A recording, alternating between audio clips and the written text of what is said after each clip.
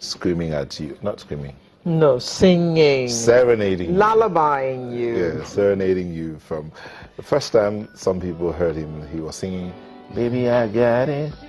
Just want to spend it." Whatever. Spending what? Spent what? Anyway, capital F.E.M.I, born F.E.M.I Adeyinka, an accomplished investor, R&B vocalist, songwriter. He's from Abeokuta in Ogun State. He's a Niger boy, schooled in Lagos, and then Ibadan, and then Boston. Studied business management. But while there, he decided that he wanted to do music. And he started singing. It's okay. You just sounded like my father just now.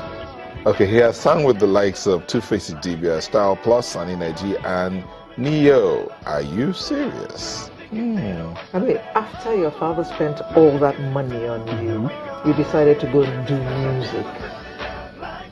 What did he have to say about that? Truly, my dad didn't come along on the journey for a while. For him was like, get your education, get yourself a job, move up the ladder. And you got the education. Yeah, and I got the education. So at the same time, I felt you can't run away from your calling. I think that's what it is. So your music is a calling. Music for me is a calling. I remember while I was a young boy, even here in Nigeria, when we did we go to the birthday parties, I was always dancing. I can remember the lyrics to old songs from Stevie Wonder, Michael Jackson. So it was there. So you always knew you wanted to sing? I didn't always know I wanted to sing.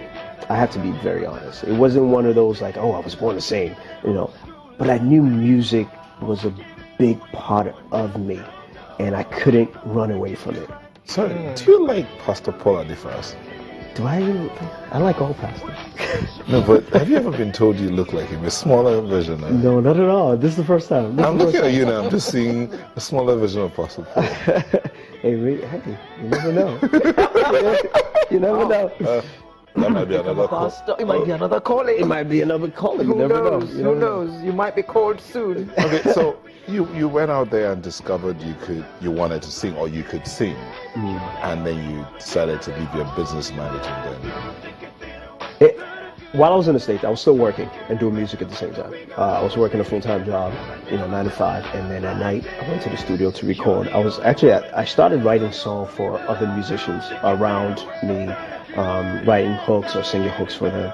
And then it was actually in high school. One of my teachers, actually, Mr. Mestic, I'll never forget him, pulled me to the side, and I did a talent show. And he was like, "You really have a nice voice." And then from there, I joined the multicultural band at school. And then we started touring from other high schools to high school. And that's where it really started. And then in college, when I entered my first year in college, I joined my first group. And from then on, it took off. It took off. What has it been like?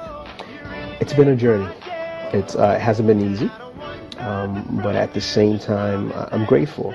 Because I remember those who started with me in 2009, and some of them are not around. Some of them are still either not putting music out or doing something else. So I'm very, very grateful. It's been rewarding in its own way, but I know there's a lot more that can be done. Now, you studied business in Boston. In the U.S. Yes. And when did you come back home? I came back home in 2009. What made you come home? What made me come home was I haven't been home in a long time. That's what really made me come home, to come visit my dad. Dad has always been coming over to say hello, and mom also. So I decided to come home, take a visit, and then my big bro heard my music. He was like, come and check out the music industry. You're talking about the one we know? Yeah, the one you know. Benga himself? Yes. He was like, come back and check out the music industry. Maybe it's something you might be interested in. I came in, and before you know it, one thing after the other, I was signed to a label out here, and part of the deal was for me to be out here in Nigeria. So, yeah, and then I've been out here since. So you don't miss the U.S.? I do miss the U.S. I won't say I don't miss the U.S., but I've gone back and forth, so I haven't missed it. So those who don't want to come home, what do you say to them when you go back now? Come home. I know we're going through a lot right now. but there's no country that hasn't went through a lot. The greatest nation in the world has went through. Oh, you speak like them now. The nation has went.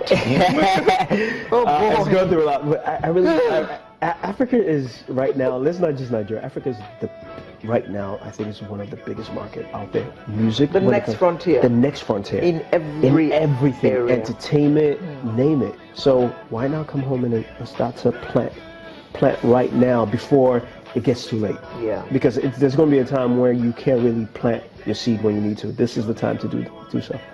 Here. How would you say your acceptability? My acceptability has been, I would say, if I have to rate it from 1 to 10, I'll give it a good 7. The reason I say 7? The reason I say a good 7 is I've stayed true to my brand. Okay.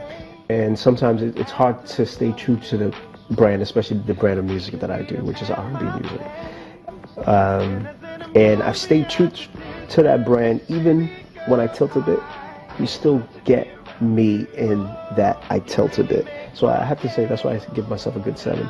There's some people who started with R&B and their next 5 songs has nothing to do with R&B. It's on the commercial side. And alternative music right now is actually becoming very more accepted. And when I say alternative music, yes, we throw R&B into alternative music now because it's not the commercial genre of music. Interesting. So, you know what? We'll come back and talk more about your music and acceptability. We'll take a moment and be back.